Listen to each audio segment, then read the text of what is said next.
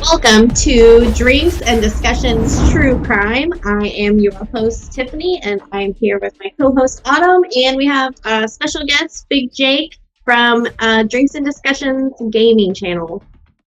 So today, we are going to be discussing and drinking. I'm going to be having Malibu cocktail again. We're day drinking. Autumn, what are you having? I decided to get into the Christmas spirit, and I'm drinking eggnog, but loaded with, of course, Tito's vodka and some of that espresso stuff that I had the other week, and it's actually pretty good. Nice. Jake, do you have a drink with you? Did, but I drank all of it before I hopped on here. I had cherry Pepsi, but might go grab another one.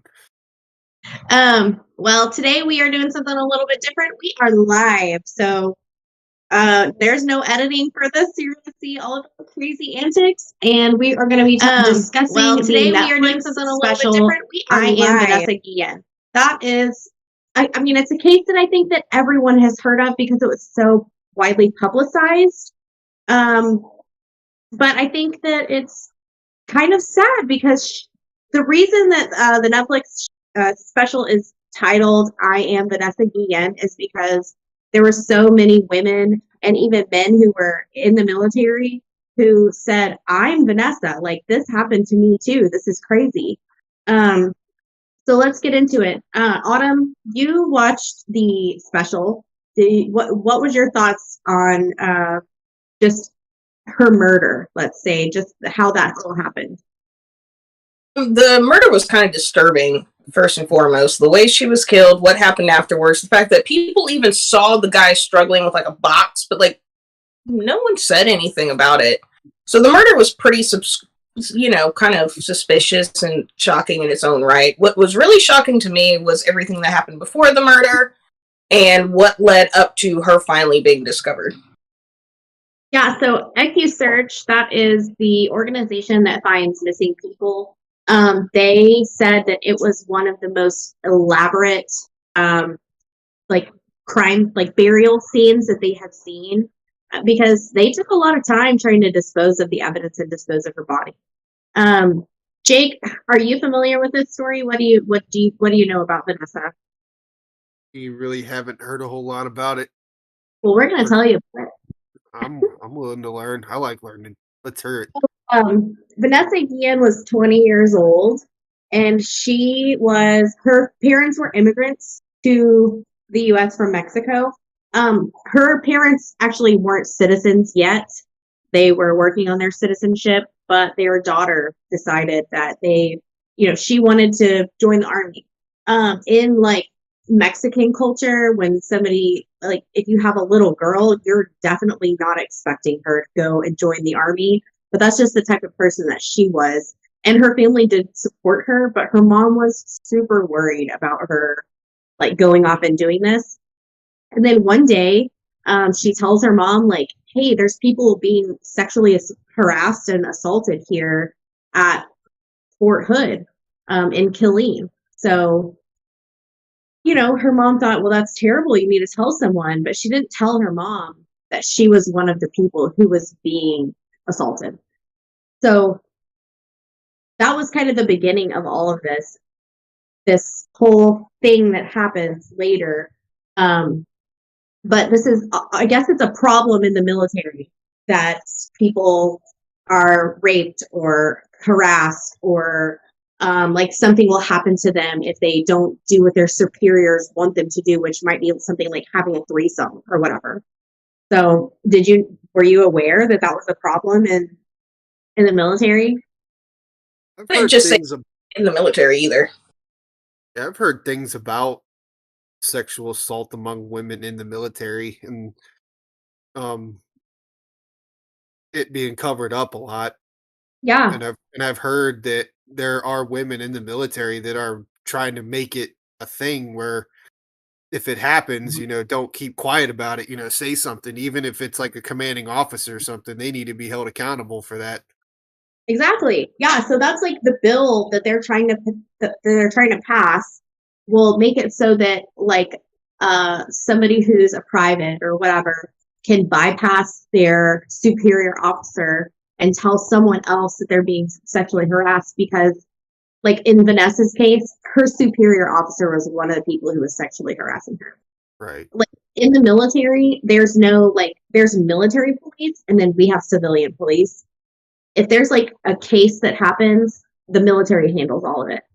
And it's actually not like illegal for someone to sexually assault someone in the military. They don't have like laws against it. There's no incentive for them to prosecute like someone who sexually harasses someone. It doesn't, like, they just kind of brush it under the rug, like you were saying. Autumn, are you there? Yeah, I'm here. So did you, like, you were saying that her murder was horrific. Yeah. What made it horrific for you? Like, what was it about? You know, they didn't really describe it in the special. So he hit her in the head with a hammer, which is what actually killed her. But then he loaded her. It was either in like a trunk or a box. And other people that were in the armory that day were like, "Oh yeah, we saw him struggling outside with a big old box. Didn't know why." And then later on, him and his girlfriend, they take the body to an unknown location. They actually cut her up, dismember her, try to burn some of it, bury some of the rest of it. And so later on, when they do find her, they find her head and they find a burn pit. And when they found the remains, the guy who killed her actually texted his girlfriend. He was like, "They found the body parts." Like, they said they found pieces. Yes, they found pieces. They found pieces. Like, They had buried her body under concrete along a river. So, like, animals, like scavengers, came by and, like, kind of unearthed her body. And they were doing construction over there. And that's really the only reason they found her. I mean, they did a pretty good job of trying to cover up what they did. Mm-hmm. But, like, I wonder how. Like, when you think about, like, a military base, you think, like, everyone has a place, everyone has a job. Everyone has something they're supposed to be doing. Everyone's being watched, but obviously that's not what's going on. So, did you know that Fort Hood is like the largest military complex in the U.S.? Yes, I did actually. I didn't know that. Mm-hmm. It was news to me. Which we live over here, so I don't know. I feel like I should have known that. Guess we got people saying hello in the chat. Someone named Jennifer, and then we got Nick Volt, but I don't see anything popping up. Hmm. Oh, wait, hold on. Hello, Jennifer. Hello. I'm refreshing mine, so maybe it'll come up. Oh, it's on the Discord. It's not. Okay. Hey, Jennifer. Hey, Nick. So yeah, Vanessa was a very like strong-willed person. She had a boyfriend. They texted every day. She had a 16-year-old sister. They texted every day. It was strange to them when they didn't hear from her. On April 22nd is when they stopped hearing from her. So they decided to, try to talk to her, like the people, like her commanding officers or whatever. And they said, nobody's seen her since she went on break or whatever. And they really didn't do much about like her going missing. I mean, a week later, they made a statement and said, we want to talk about a missing soldier. And we want the public to help us find her. But they did a really shitty job of investigating. I'm just going to be honest. I mean, when they found her head, was she missing her teeth? Or because if she still had her teeth, they could have probably identified her through dental records if she had. Yeah, I'm pretty sure she did. That's how they probably identified her. But I'll be honest, it's a very closed case. I mean, she had reported that 2 people had like sexually harassed her. They wouldn't even say if it was the guy who killed her was one of the people. Like, they had this totally under wraps. So I'm not sure how they identified her. I'm going to see if I can find any information. But yeah, they only found pieces of her body, including her head. So I'm assuming that maybe, that's how she was identified. Let's see.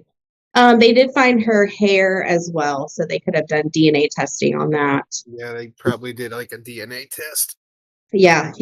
And she'd been missing for over 2 months. So Just from my knowledge, if you're out in the elements for 2 months, your decay of your body is going to be pretty, especially on in the side of a river and there's animals as well. It's going to Yeah. be pretty difficult to, identify someone, but they did.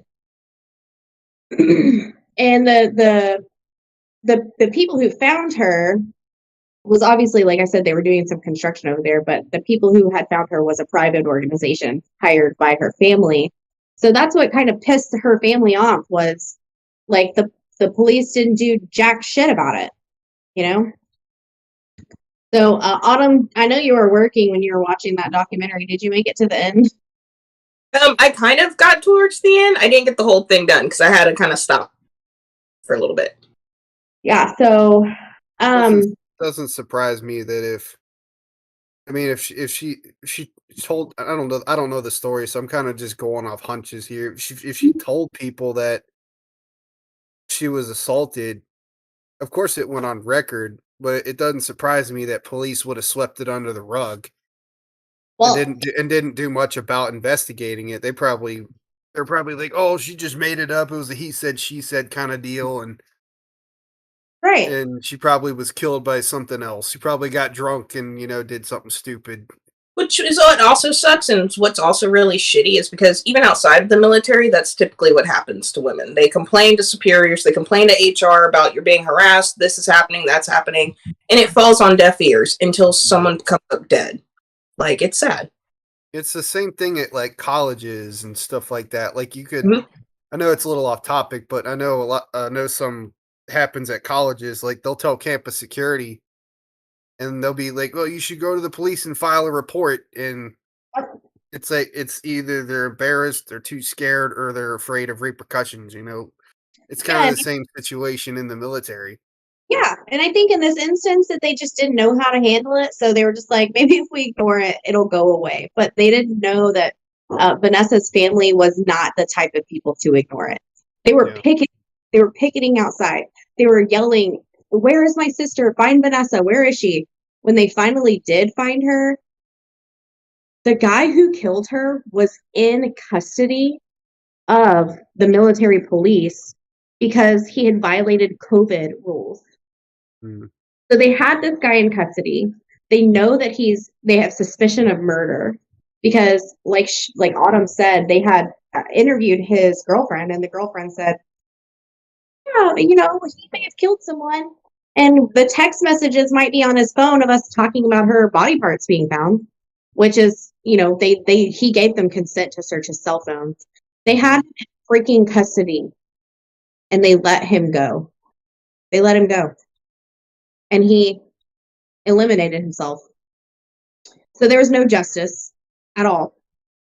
sounds For, like the kind of the good old boys mentality kind of thing. The yeah, you look after me, we'll look after you, and it's they're women, they're below us or some stupid stuff like that, and that's messed up to me. yeah. I mean, it came out later that he supposedly was not one of the people who had sexually harassed her, but he had history of other women complaining about him doing the same things. So I find it unlikely that he didn't sexually harass her, honestly. I mean, he had a history of it, and this one girl that he worked with ended up dead and buried under some concrete by a river. I mean, I just want to put the pieces together in my mind. It makes me think that that's probably what happened. I Mm. mean, what do y'all think? I know one of the things I read said that the reason why he killed her was because she had seen his phone screen or whatever. It had a picture of him and Aguilar, which was his girlfriend, and Aguilar was actually married to another soldier on Right. base. Which I'm like, so you killed someone because they found out that you were sleeping with someone else who was cheating on someone else? Like, it just didn't make sense. Well, and He might have had it in his mind that, oh no, she's gonna rat. I may as well tie up loose ends.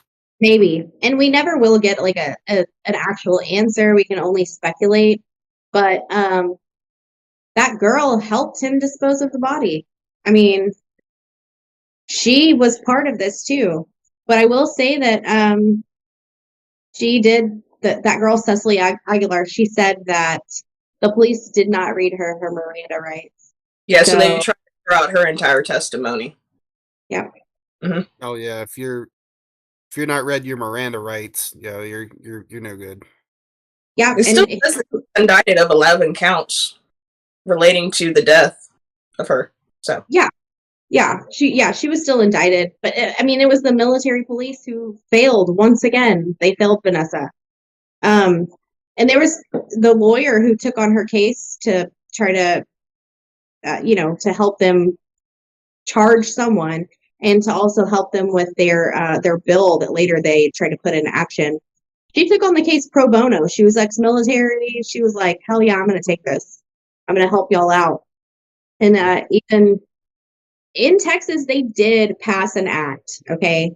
That's not really what their goal was, but they did pass the I Am Vanessa Act in Texas, which makes it so that you can file an anonymous an anonymous report that says that you were sexually harassed. That's just in Texas that happened. They really want it to pass through Congress, and there are people who are against it. Why? I don't know. I don't know. I honestly I googled why are people against the Vanessa bill. I don't know. I think it all revolves around the fact that they're men and she's a woman and she's weaker. Yeah, which is, I mean, it's crazy to me because some of these women do, the same, if not more, difficult things than the men do. I wouldn't say that men and equal are equal on every level, but I definitely think that they should be treated as human beings. Like everyone should be treated as, we're just like nerves and a brain inside of a skin suit. That we're all the same in that aspect. So, but there was definitely a lot of problems at Fort Hood. It was called The Great Place. I don't know if y'all have ever seen that show, The Good Place. The Good Place is actually hell, but that's what it made me think of. I was like, The Great Place? You mean it's actually hell? Have you seen that? The show, The Good Place? I love that show. I was going to say, if you've seen that show, so it got that name because there's been like so many different things tied to Fort Hood. There have been other women that have disappeared, other mysterious deaths. There's been rumors of child prostitution. There's been a couple mass shootings there. There was even a human trafficking case that came out of there a couple of years ago. So Fort Hood is surrounded by a whole bunch of negative things. Yeah, apparently that's like one of the worst places that you could be stationed, which her family was ecstatic when they found out that she was stationed close to them, but it turns out that she was stationed at like the worst possible place, that she could have been. Another thing you didn't mention, I think that didn't Chris Kyle, the American Sniper, wasn't he was killed there. It wasn't on base, but I think it was close to Fort Hood. Chris Kyle was killed at a gun range that he went to with a fellow. Yeah, he was in the Navy. He went with a Marine, and I guess the Marine was experiencing some kind of PTSD or some kind of flashbacks, and he shot Chris, killed him right there at the range.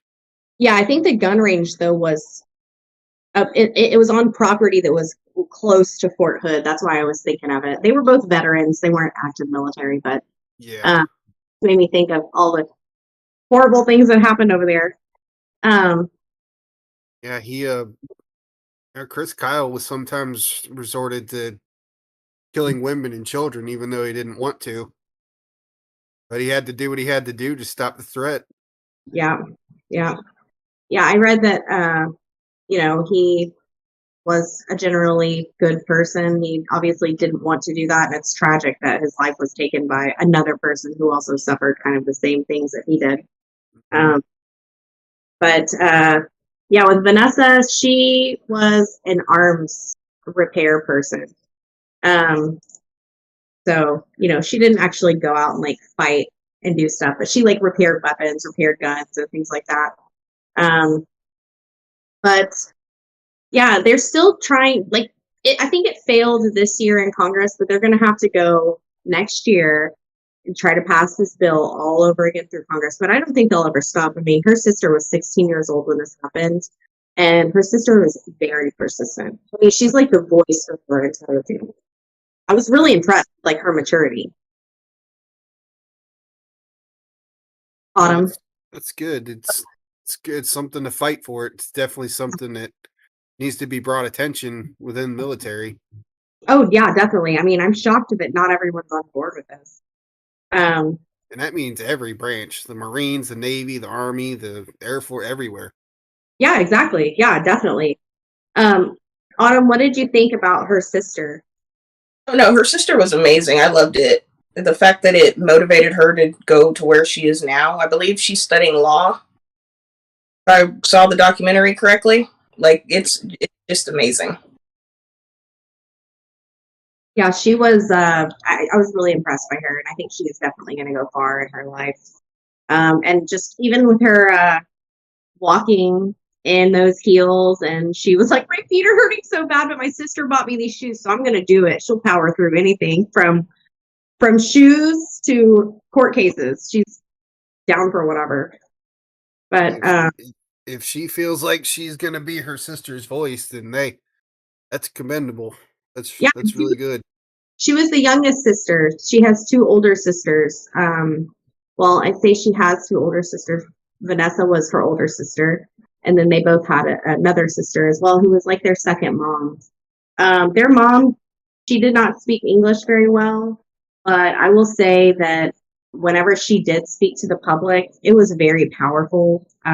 Like the things that she had to say, and she would say like, my daughter joined the army so she could fight for y'all, and y'all are not fighting for her.